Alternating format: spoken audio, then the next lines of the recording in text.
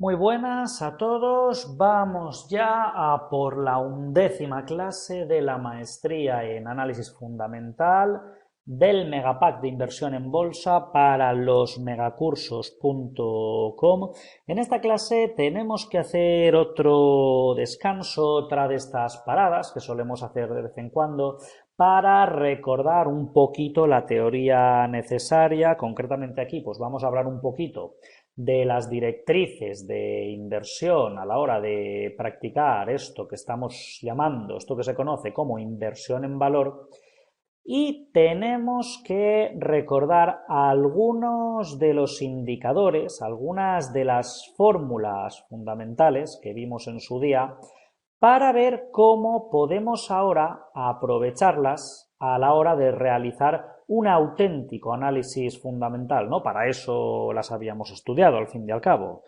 ¿Qué sentido tendría de lo contrario? Entonces, pues vamos a dar una vuelta alrededor de estos indicadores, pues el ROE, el PER, etcétera, y vamos a ver en el análisis que estamos realizando qué es lo que nos indican, es decir, cuál es el valor del indicador en cuestión, qué es lo que nos indica y cómo debemos de reaccionar nosotros cuando tengamos estas cifras delante.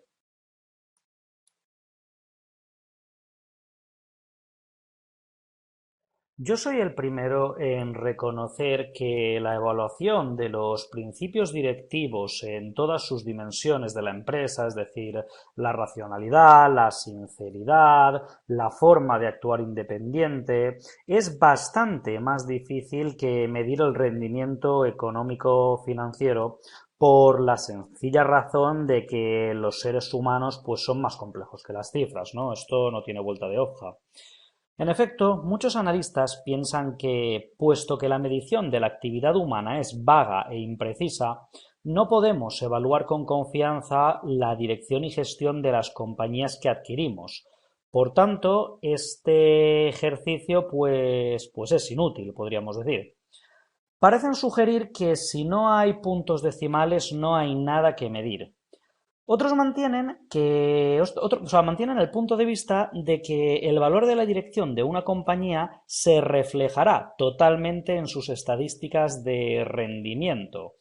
Las ventas, los márgenes de beneficio, las rentabilidades sobre los recursos propios y que no es necesario ningún otro baremo. Bueno, todo, pues es un poco exagerado, ¿no? En general, ambas opiniones tienen su parte de validez, pero ninguna posee la fuerza suficiente para tener más peso que la premisa original. La razón para dedicar tiempo a evaluar la dirección de una compañía es que le proporciona a usted las señales de advertencia iniciales de los rendimientos económicos del futuro. ¿De acuerdo? Que al fin y al cabo es lo que nos interesa. A nosotros nos interesa el mañana. ¿Dónde van a estar estas líneas mañana? Yo compro mi empresa aquí, ¿vale? Aquí hago mi adquisición o aquí. Esta empresa, ¿qué activos va a tener el día de mañana? ¿Qué activos le voy a dejar yo a mis hijos? ¿Qué pasivos va a tener? ¿Va a tener muchos? ¿Va a tener más pasivos que deudas? ¿Qué va a suceder con mi empresa? Eso es lo que yo quiero saber, ¿de acuerdo? Si examinamos atentamente las palabras y actividades de un equipo directivo, pues descubriremos pistas que pueden ayudarnos a medir el valor de su trabajo bastante antes de que éste se muestre en los estados financieros de la empresa o en las páginas económicas del periódico. Esto lo podemos hacer leyendo noticias, viendo telediarios, leyendo los informes anuales que emiten las empresas, las cartas del director, este tipo de cosas. Claro, actuar así pues exigirá un cierto trabajo de investigación por nuestra parte y esto pues es lo que estamos haciendo. Ahora mismo pues el siguiente procedimiento es seguir investigando las demás empresas que tenemos aquí. Si realmente de estas 9 creo que quedaban queremos saber, queremos quedarnos por ejemplo con 5, pues hay que descartar 4, pues tenemos que clasificarlas y para eso tenemos que investigar, pero no sobre las 4 que queremos descartar, ni sobre las 5 con las que nos queremos quedar, sino sobre todas, ¿de acuerdo? Tenemos que investigarlas todas y cada una de ellas haciendo pues lo que estamos haciendo, ¿de acuerdo? Esto pues puede ser suficiente para desanimar, ¿no? A la persona débil de carácter o al perezoso. Bueno, pues ellos se lo perderán y nosotros lo ganaremos. Así de sencillo. ¿Cómo procedemos para reunir la información necesaria? Pues hay unos cuantos consejos al respecto, además de los que ya estamos viendo. Revisar los informes anuales, que es lo que acabamos de hacer de los últimos años, prestando una atención especial a lo que la dirección haya dicho entonces sobre estrategias de futuro, para ver si lo cumple o no lo cumple. Comparemos luego aquellos planes con los resultados actuales, ¿de acuerdo? Es decir, lo que dijeron hace 5 años, ¿hasta qué punto se ha cumplido hoy en día? Esa es la pregunta. Y lo que están diciendo ahora, anotado para ver si durante los próximos años se cumple o no se cumple. Comparemos también estrategias de hace unos cuantos años, ¿de acuerdo? Con las estrategias del año en curso, cómo ha cambiado la forma de pensar.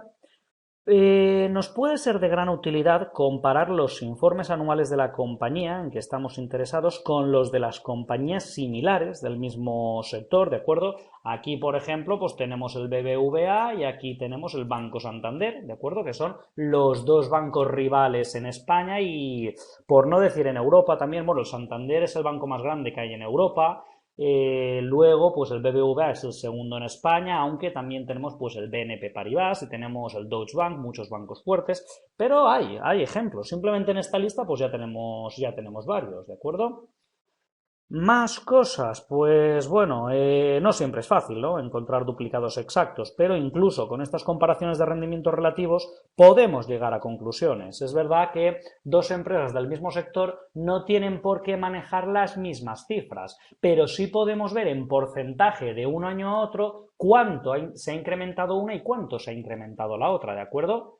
Si a lo mejor pues la grande se ha incrementado un 10% y la pequeña solo un 5%, no se trata de que una por ser más grande mueva más cantidades de dinero, sino que está creciendo a un ritmo superior, ¿de acuerdo?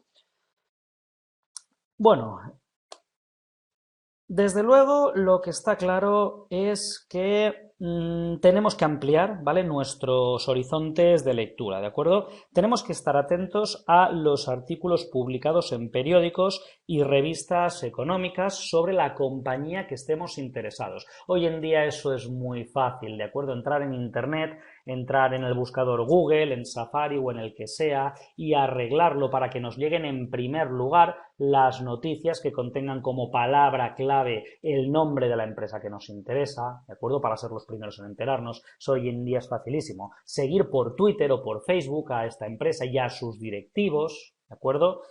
Hoy no es un trabajo farragoso esto. Antiguamente sí, ir de periódico en periódico mirando noticia por noticia. Hoy en día no, hoy en día esto está al alcance de cualquiera, ¿de acuerdo? Leamos lo que los ejecutivos de la compañía tienen que decirnos y lo que los demás dicen de ellos. Si descubrimos que el presidente de la compañía ha dado una charla o ha efectuado una presentación recientemente, pues logremos que el Departamento de Relaciones con el Inversor nos dé una copia, ¿de acuerdo? Y estudiémosla detalladamente. Lo acabo de decir, visitemos la web de la compañía para tener información más actual, porque ahí es el primer sitio donde sale, o uno de los primeros, por lo menos. Pongamos nuestras antenas a trabajar en cualquier medio de información que podamos imaginar, leamos foros, escuchemos opiniones, escucharlas, que no seguirlas ni obedecerlas, no es lo mismo. En definitiva, cuando más desarrollemos el hábito de estar alerta ante una posible información, más fácil nos será este proceso, ¿de acuerdo? Tengo que decir aquí, y lo digo con tristeza, que es posible que los documentos que estudiemos estén llenos de cifras exageradas, medias verdades y ofuscamientos premeditados. Ya he iniciado esta conversación antes, la repito ahora. Todos conocemos los nombres de las compañías acusadas de hacer esto, ¿de acuerdo? Son el fichero de delincuentes de muchas empresas y algunos de sus líderes están cumpliendo largas condenas de cárcel, ¿vale? Están cumpliendo prisión para que puedan reflexionar sobre sus actos. Algunas veces, pues estas manipulaciones son tan habilidosas que incluso consiguen engañar a los contables auditores, es decir, personas que se ganan la vida detectando fraudes son engañadas por estas personas, lo consiguen engañarlas, es inaudito, ¿de acuerdo? ¿Cómo podría usted, un inversor que está empezando, un inversor sin conocimientos especializados, usted que no es economista, que no es financiero, que no es contable, entender todo esto y detectar el delito?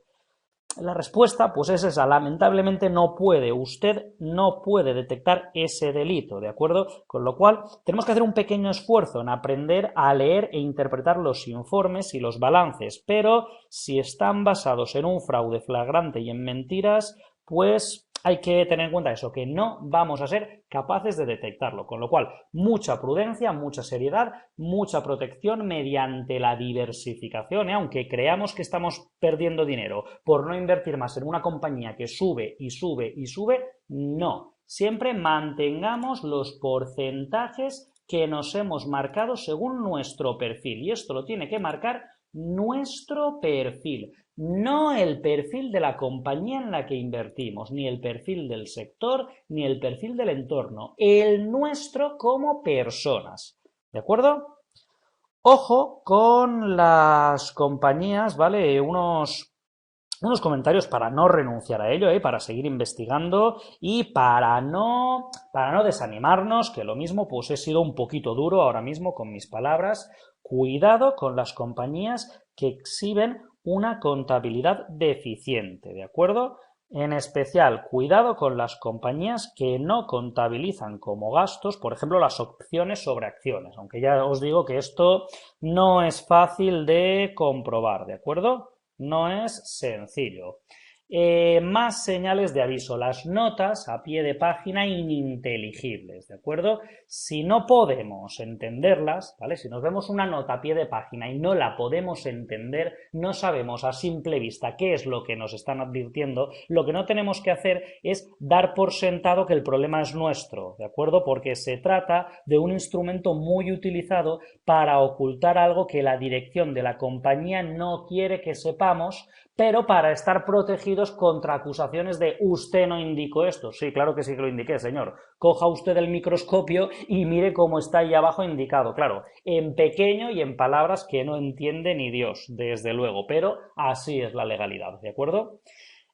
Sospechar mucho de las compañías que pregonan estimaciones de beneficios y expectativas de crecimientos futuros, ¿de acuerdo? Nadie puede conocer el futuro y cualquier director general que lo reivindique no merece nuestra confianza, ¿de acuerdo? No hay que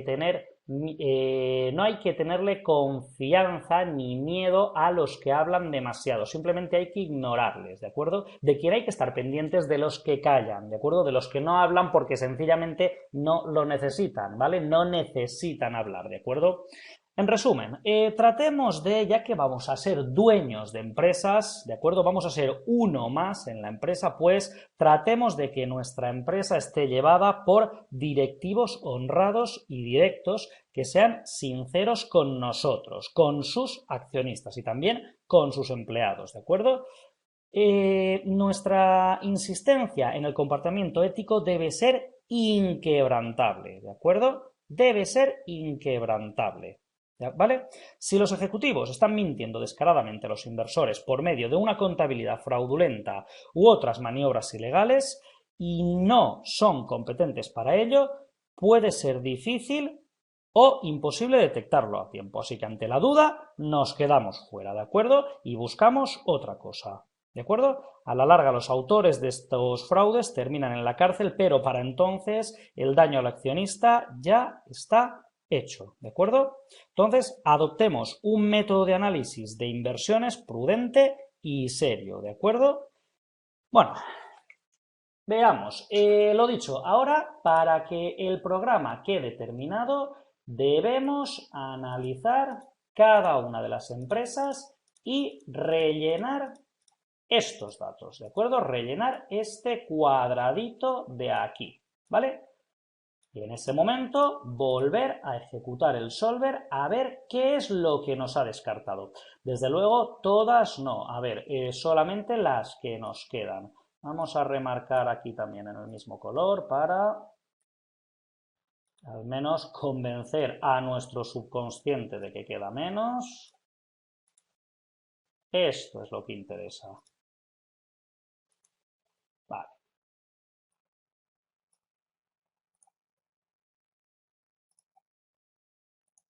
¿De acuerdo? Simplemente nos quedan 1, 2, 3, 4, 5, 6 y 7. ¿De acuerdo? Que las tendremos hechas enseguida. Antes vamos a dar otro pequeño repaso teórico y volvemos enseguida ya con el cálculo realizado. ¿De acuerdo?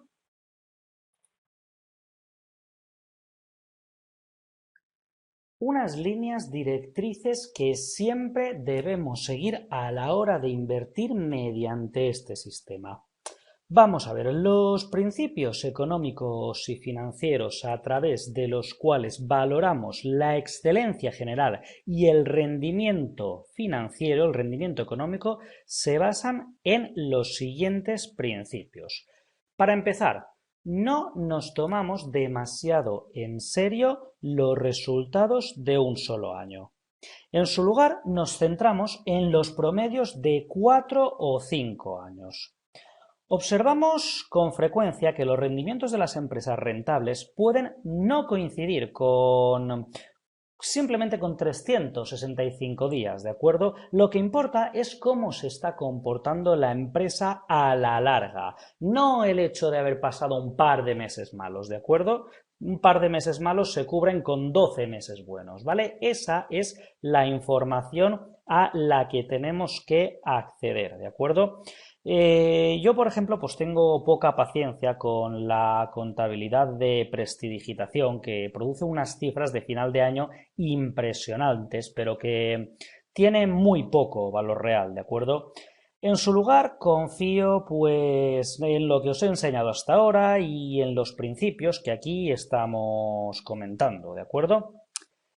Después, importantísimo también, nos centramos en la rentabilidad sobre recursos propios y no en los beneficios por acción, ¿de acuerdo?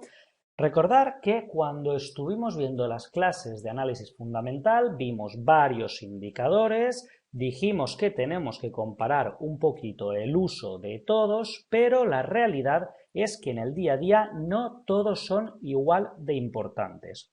La información que nos dan a la hora de invertir en unos casos tiene más relevancia que en otros. Por ejemplo, el BPA, el beneficio por acción, estuvimos hablando de él y comentamos que a raíz de él se suele calcular el PER, que es un indicador que nos indica si una empresa está por encima de su precio objetivo o por debajo. Nos viene a indicar en cuántos años recuperaríamos la inversión. Ahora bien, ¿cuál es ese precio objetivo? Es decir, ¿quién lo dictamina?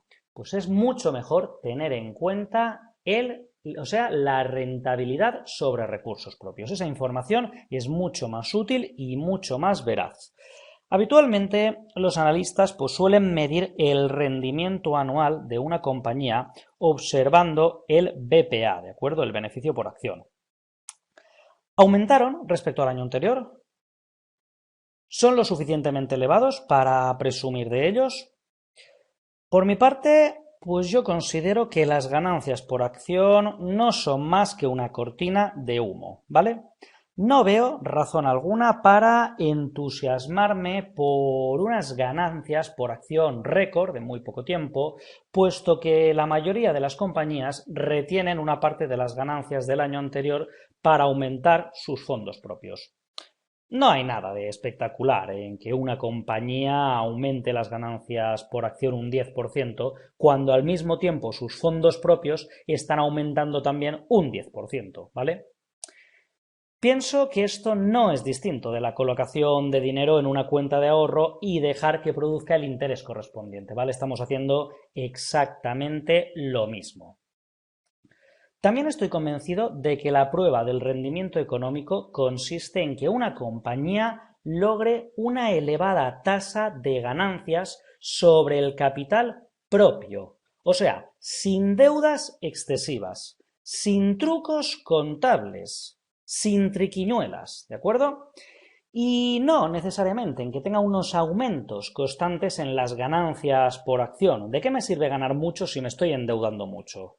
Entonces, para medir el rendimiento anual de una compañía, pues prefiero utilizar este dato, ¿de acuerdo? La rentabilidad sobre fondos propios, la ratio de los beneficios de la explotación respecto al capital inicial. ¿Recordáis su fórmula? ¿Recordáis cómo se calculaba? Seguro que sí, pero aquí la tenéis, ¿de acuerdo? El beneficio neto sobre el capital propio, sobre los capitales propios, sobre los fondos propios, ¿de acuerdo? El ROE, ¿de acuerdo? Este es el indicador, este es el ratio. Ojo porque el beneficio neto nos referimos al de después de los impuestos, ¿de acuerdo? El neto. Cuando hablamos del de antes se llama el BAI, beneficio antes de impuestos, ¿vale? Para utilizar este ratio, sin embargo, necesitamos hacer varios ajustes, eso suponiendo que lo queremos calcular nosotros, porque bueno, este ratio pues también suele estar publicado en los informes que hemos visto y en muchas páginas web donde pues se dedican a colgar la información financiera de las empresas, sencillamente en el programa. En el Visual Chart ya vimos que este dato solía aparecer, ¿de acuerdo? Ahora bien, no sabemos si está actualizado hasta el punto que nosotros lo queremos. Entonces, por si alguien prefiere indagar y calcularlo vosotros mismos, pues aquí tenéis la fórmula y unos comentarios. Deciros que, en primer lugar, todos los valores comercializables deberían valorarse a precio de coste y no a valor de mercado, porque los valores de mercado de renta variable en su conjunto pues podrían influir en gran medida en los rendimientos sobre el capital patrimonial en una compañía determinada. Por ejemplo, si el mercado bursátil creció espectacularmente un año concreto y por ello aumenta el capital neto de una compañía de rendimiento operativo verdaderamente sobresaliente, pues podría quedar disminuido cuando se divida por un denominador mayor. A la inversa, el descenso de los valores bursátiles reduce el capital patrimonial, lo que significa que unos resultados operativos mediocres parecen mucho mejores de lo que realmente son. ¿De acuerdo?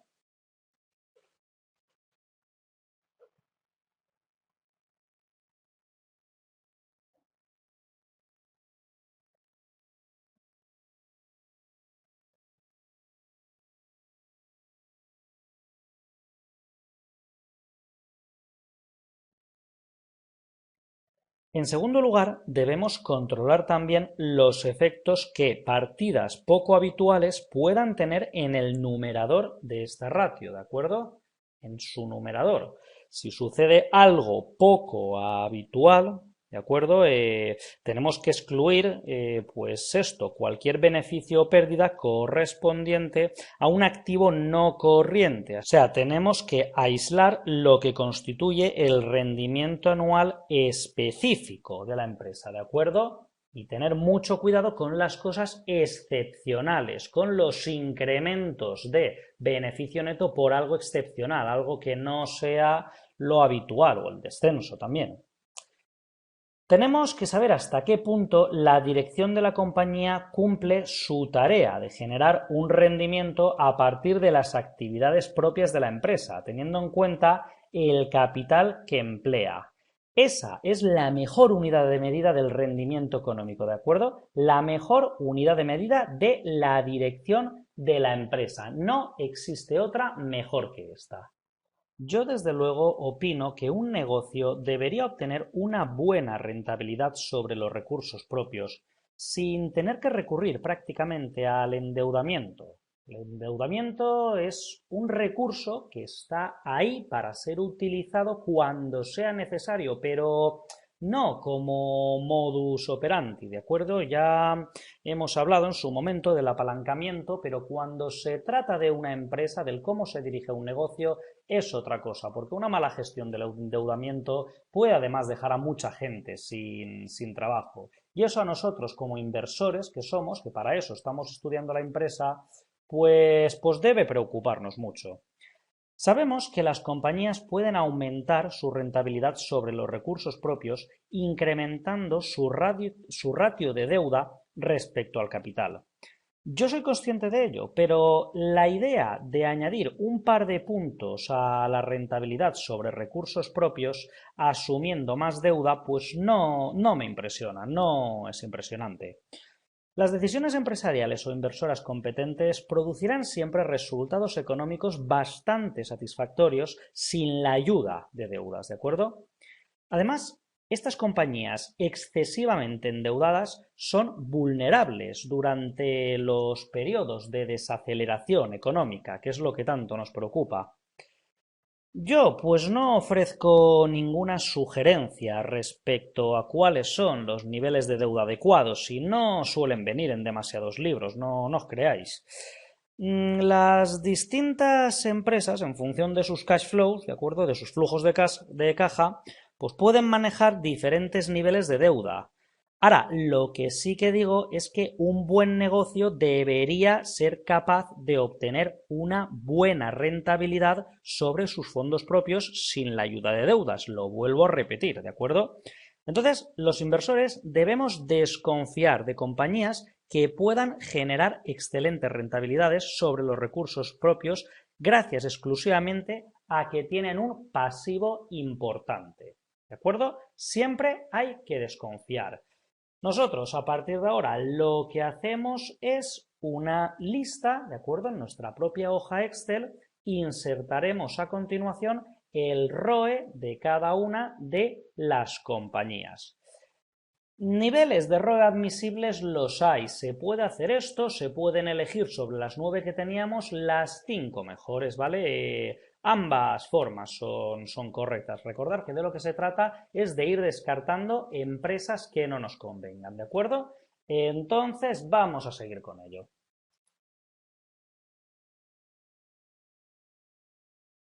Vamos a fijarnos en uno nuevo. A ver, el Banco Santander, que lo teníamos en la lista. Aquí estamos en santander.com. Hacemos la búsqueda de siempre, accionistas e inversores.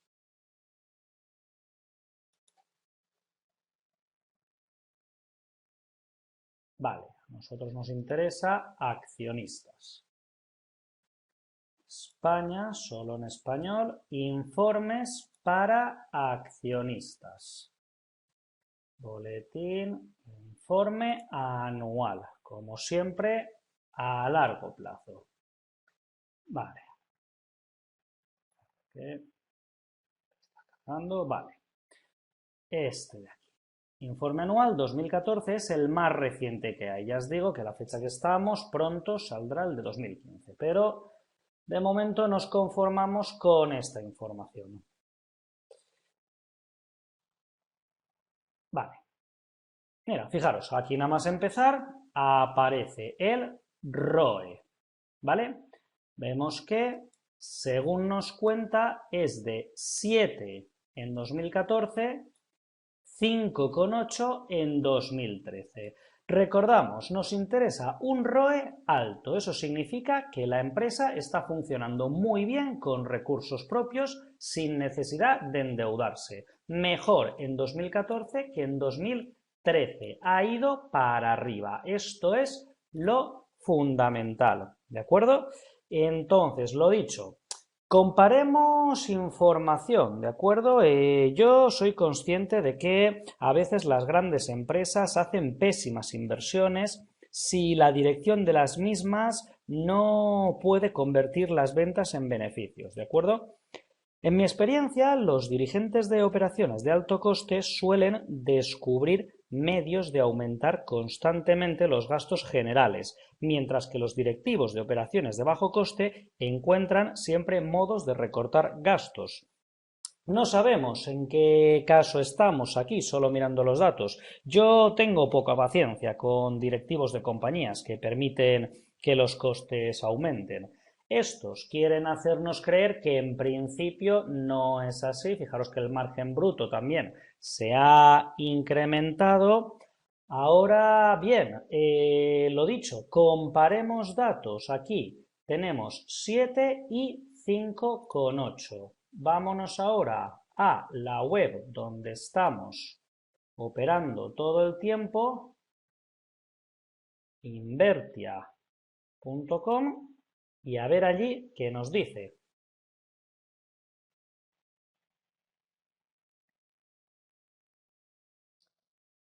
Vale, pensar que con frecuencia, pues estos mismos directivos de los que hablo, pues tienen que poner en marcha programas de reestructuración para rebajar los costes de acuerdo con las ventas.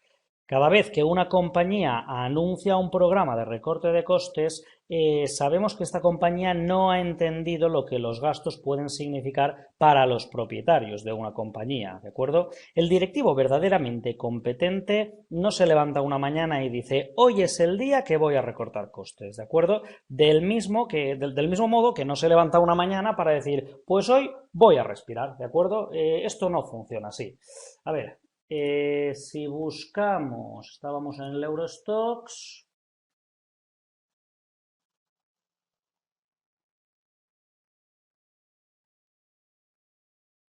Vámonos directamente al, ¿sabéis? Aquí arriba nos pone el beneficio por acción y el PER, bueno, cuando lo pone, que no lo pone siempre, porque saben que es el dato que más interesa a la gente, que más interesa a los inversores, pero nosotros no somos la gente. ¿De acuerdo? Nosotros sabemos lo que tenemos que buscar. A ver, ay Dios mío, qué pequeñito. Mucho mejor. Vale, vámonos a ver el PER, el BPA, lo dicho, pone delante lo que le interesa a la gente. Si nos vamos a, pues mirad, puede estar o bien en resultados o bien en fundamental. Vamos a empezar por fundamental y iremos de aquí para atrás. Margen de intereses, resultado, a ver, margen neto, resultado antes de impuestos, resultado consolidado, resultado atribuible, ratios y rentabilidades, tasa de morosidad, radio de capital, margen neto, margen de beneficio, BPA y PER. No nos lo está poniendo, no nos lo está poniendo fácil. Vale, vamos a ver aquí en resultados, tal vez.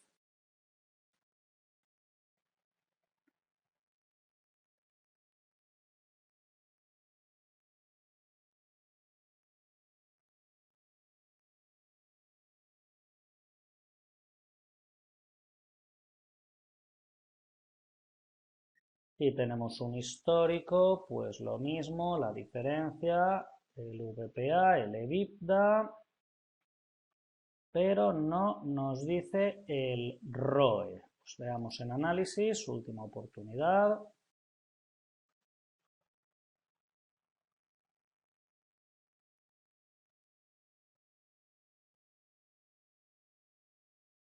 Claro, aquí seguían más por técnico. Entonces aquí pues no nos lo quiere poner. Hay páginas donde sí que lo pone y era por comparar el hecho de que sean o no sean iguales. Pero fijaros otro lugar donde sí se puede consultar.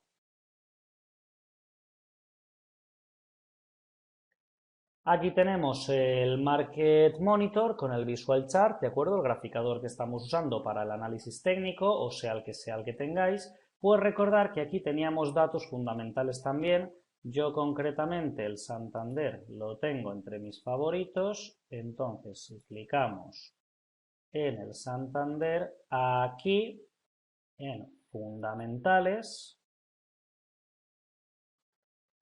ahí está. Pues bueno, nos da un 6,48. Entiendo que la fecha que estamos, él lo tiene calculado con los datos que tiene disponibles de 2015, tiene sentido, en 2014 fue 7, posible, en 2015, teniendo en cuenta que falta un trimestre por presentar, 6,48, me encaja. Entonces, hay que ver esto, que los datos pues tengan sentido, que tengan cierto parecido, ¿de acuerdo? Pues siempre comparar varias fuentes, ¿vale? Y ya con este dato lo tomamos y nos vamos a nuestra hoja Excel a continuar actualizando la información, ¿de acuerdo? Entonces, tenemos que tener en cuenta cuál es la cifra adecuada para cada una de nuestras empresas, ¿de acuerdo? Siempre tener claros los números, habituarnos a trabajar con ellas, ¿vale? Y sobre todo, procurar que los datos no nos confundan. Mirad, existe una teoría llamada la teoría del dólar, aunque realmente como teoría funcionaría con cualquier moneda, ¿no? Pero la llaman así, la teoría del dólar. Esto consiste en el objetivo de seleccionar compañías en las que cada dólar de ganancia retenido se traduzca en un dólar de valor de mercado como mínimo, ¿de acuerdo? Y bueno, pues esta prueba te permite identificar rápidamente las compañías cuyos dirigentes a lo largo del tiempo han sido capaces de invertir óptimamente el capital de su empresa. Si los beneficios retenidos se invierten en la compañía y producen un rendimiento por encima de la media, la evidencia de ello será un aumento proporcionalmente más elevado del valor de mercado de la compañía. ¿Lo entendéis? La compañía gana un dólar. Este dólar se lo queda para hacer crecer la compañía, ¿de acuerdo? Pues entonces, si yo me he quedado un dólar, la compañía con su valor de mercado tiene que crecer otro dólar como mínimo, ¿de acuerdo? Eso sí, a su debido tiempo, por supuesto, ¿eh? No retengo el dólar hoy y la empresa quiere que crece un dólar mañana. Ya sabéis que esto no es así. Entonces, claro, aunque el mercado de renta variable pues sigue razonablemente bien la pista del valor de la empresa durante largos periodos, en un año determinado los precios podrían variar radicalmente por razones distintas a las de su valor intrínseco. La misma afirmación es cierta por lo que se refiere a los beneficios retenidos, ¿vale? Y si una compañía los utiliza, estos beneficios retenidos, de forma improductiva durante un largo periodo de tiempo, el mercado, con razón, cotizará a largo plazo sus acciones a la baja. A la inversa, si una compañía ha sido capaz de lograr rentabilidades por encima de la media sobre un capital que ha aumentado, el mayor precio de la acción reflejará este éxito. ¿De acuerdo? Entonces, si hemos seleccionado una compañía con perspectivas favorables a largo plazo, que esté dirigida por personas competentes y orientadas al accionista, la prueba de que eso es así se reflejará en un aumento del valor de mercado de la empresa y para ello el test de la teoría del dólar, ¿de acuerdo? Igual que el test de el ROE, ¿de acuerdo? Y el test de la contabilidad, ¿de acuerdo?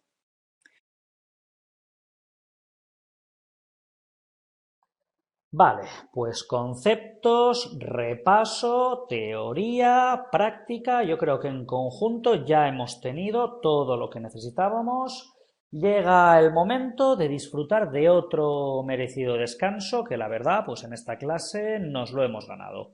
Seguimos dentro de nada en la clase número 12. Yo creo que con el nivel que estamos adquiriendo ya a mí, no sé vosotros, pero a mí cada vez se me está pasando más deprisa, ahora que ya los conceptos están claros y sé de lo que se habla cada vez, pues no sé, se me está haciendo cada vez más ameno. Espero que todos lo estéis viendo de la misma manera. Yo por mi parte lo dejo aquí y continuamos en la clase número 12. Un saludo y feliz negocio a todos.